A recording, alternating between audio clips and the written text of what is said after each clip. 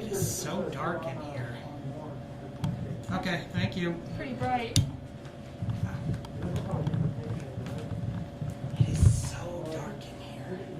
Where your frame set at. Then completely. Why isn't it opening all the way? Have it on mono. Shutter's good.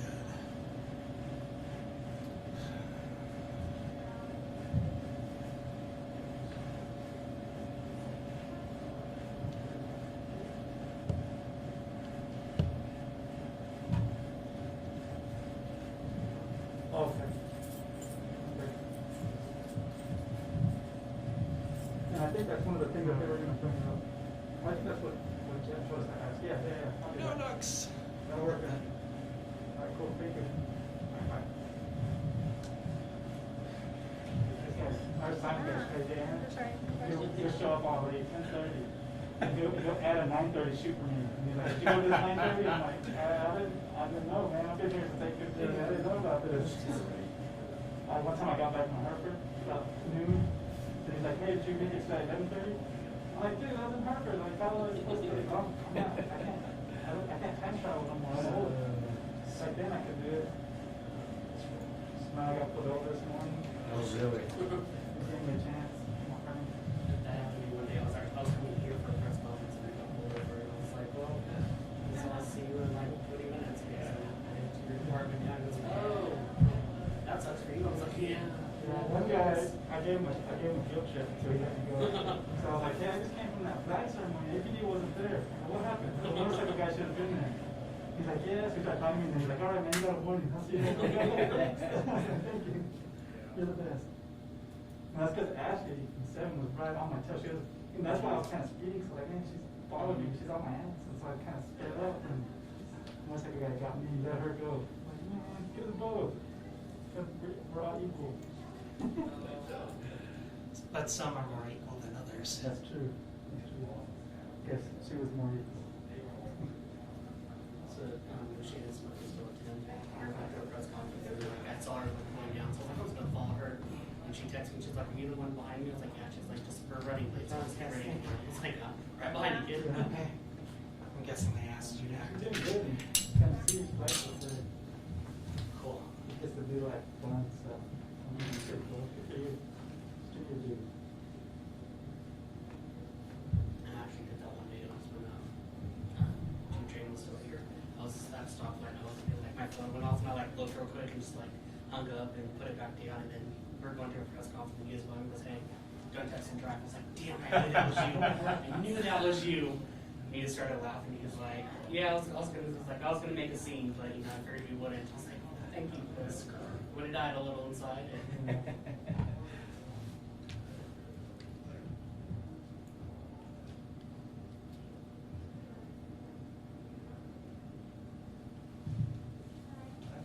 morning. Morning. That's Tristan. We're hoping y'all come a little bit earlier so we can get all the makeup and everything. I've got my own person, y'all can use them. So. We'd have to wait on Jeff. He's getting, like, I gotta get my makeup on and my guy, Jeff. God, that's been employment on the residents. Why can I scare her?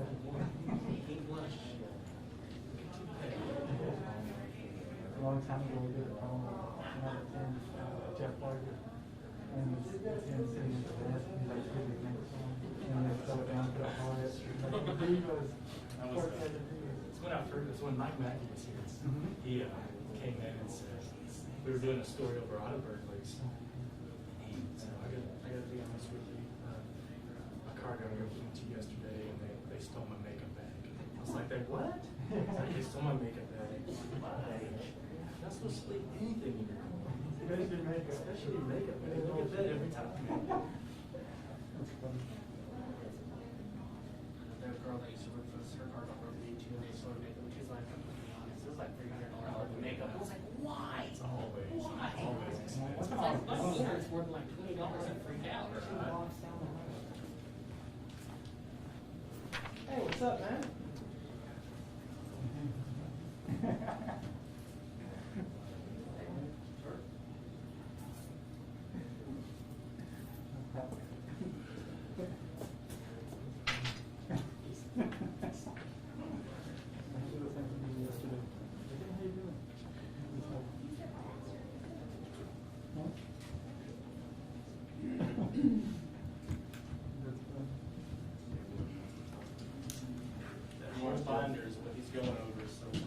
brought extra memory cards. I have 2 more. I'm good. Good. I have extra batteries too. I guess we'll get kind of everybody just lined up. Just make for a really cool shot. Okay. I'll go up and kind of introduce it, and then I'll call it chief.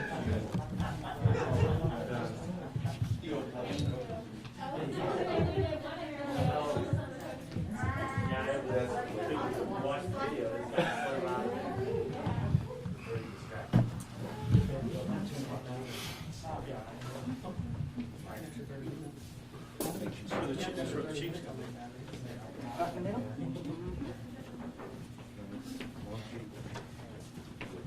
Alright, you guys all ready? Oh yeah. Okay. I'll kick mine off and then I'll walk up there.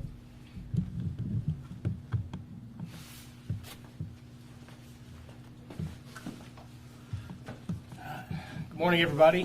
Today we're here at the Amarillo Police Department to talk about the Nicole Moore case. It's a case that we've been working on for almost 4 years now. It's something that our detectives have put a lot of time into, and we wanted to share what we've done so far and continue to ask the public for help in this case. I've got the Chief of Police, Martin Birkenfeld. I've got Assistant Chief Jimmy Johnson. We've got detectives from the Homicide Unit and our Crime Scene Investigation Unit with us today. I'm going to kick it over to Martin Birkenfeld. Thank you, Jim. Good morning. Thank you all for being here and for listening in. We are asking our community for help in finding Nicole Moore, who's been missing for over 4 years. Billy Ivey's been the primary suspect in the disappearance of Nicole Moore since the beginning of the investigation. Yesterday, we learned that he died. It's our fear now that it will become difficult, if not impossible, to determine her whereabouts without additional information. We want to thank the members of the community who have called in tips and who have given information on this case and some of the other cases Mr. Ivey's been involved in. What we need right now is more information. The $10,000 reward for information on Nikki's whereabouts is still available. Someone knows about Nikki's disappearance, and we want you to come forward and give this information. We want you to talk to us so that we can find Nikki and give her family the peace, the answers, and the closure that they deserve.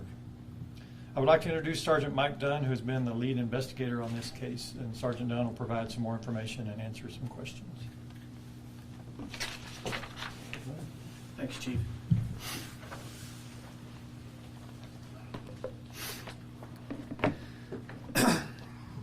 Today, we want to talk about Nicole Moore, and our hearts are all with the families, particularly the victims of Mr. Ivey. These are horrible crimes, and over the course of many years, you become very attached to your victims and your survivors. And so those relationships are strong, and our hearts are broken that they may not get justice in this case. On June the 20th, 2016 to the present, the Amarillo Police Department Special Crimes Unit, now called the Homicide Unit, conducted investigations into offenses by Defendant Ivey. In particular, I was able to lead a team of fine investigators, CSI Corporal Ed Carroll, CSI Corporal Robert Cisneros, CSI Officer Carmela Ogden, and I want to give a shout out to my administrative assistant, Callie Haney, who's been with me the whole time. I also want to thank the Randall County Sheriff's Office, the Potter County Sheriff's Office, Oldham County Sheriff's Office, and the Quay County, New Mexico Sheriff's Office for their valuable assistance in our multiple searches during this investigation.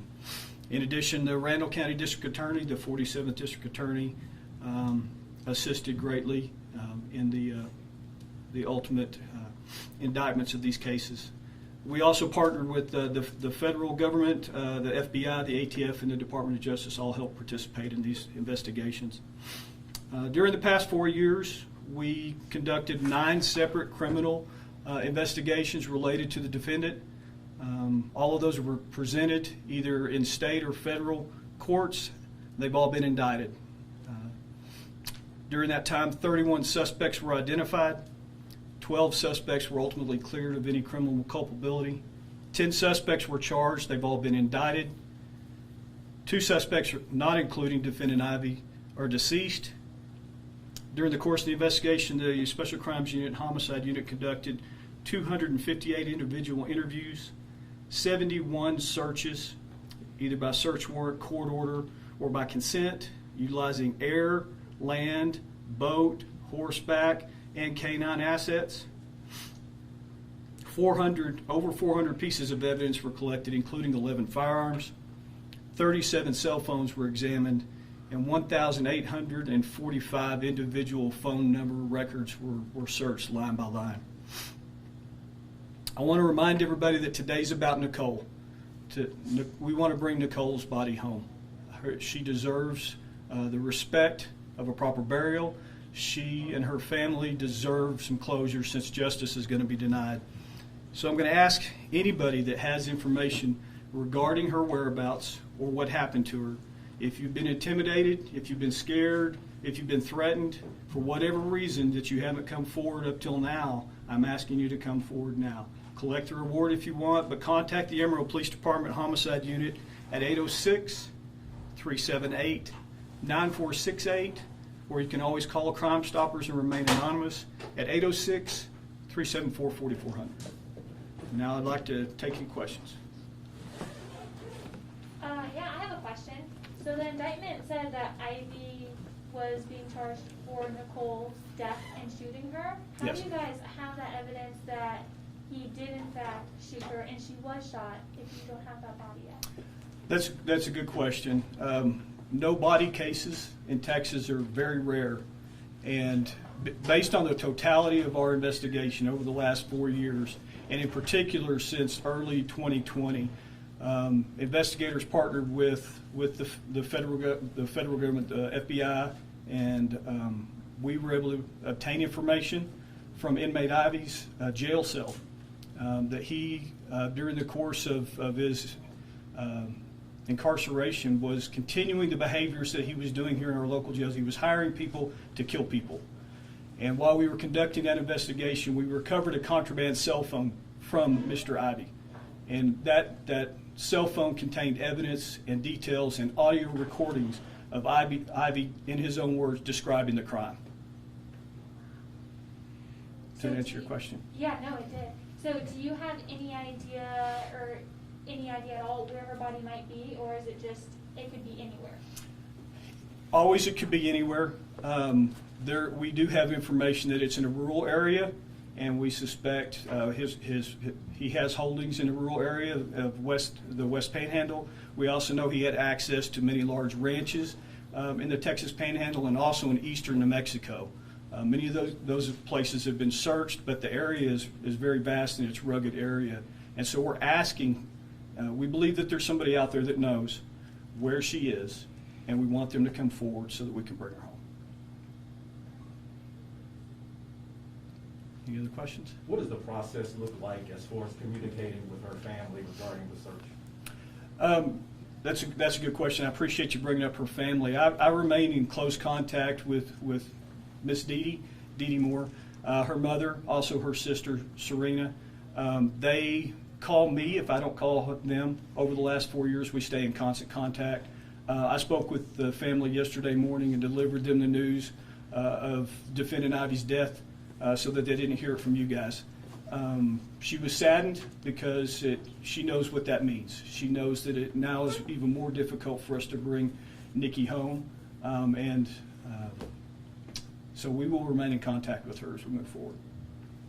Has the department ever encountered a situation like this where they had to search for remains under these kind of circumstances?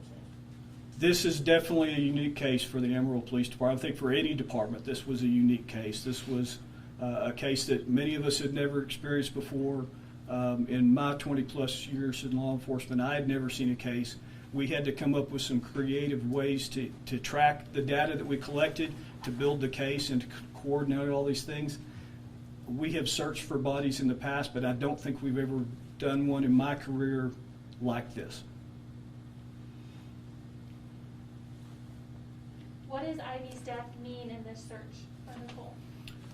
Well, clearly it makes it more difficult because we know, based on this recording that we received, that Ivy secreted her body and that he intended to use that to try and work out a deal.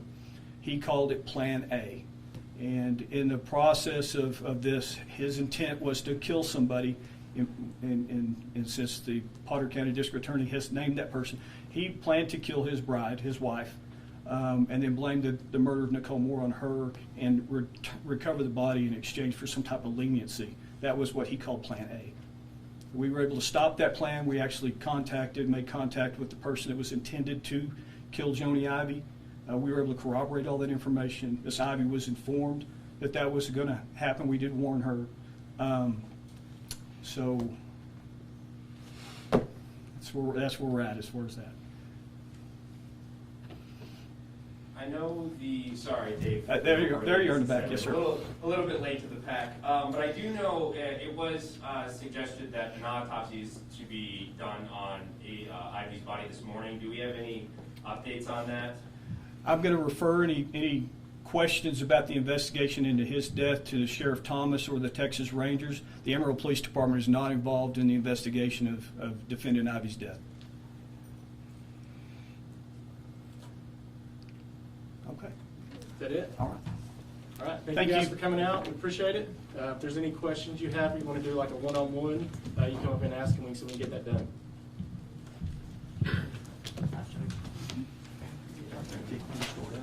Yep.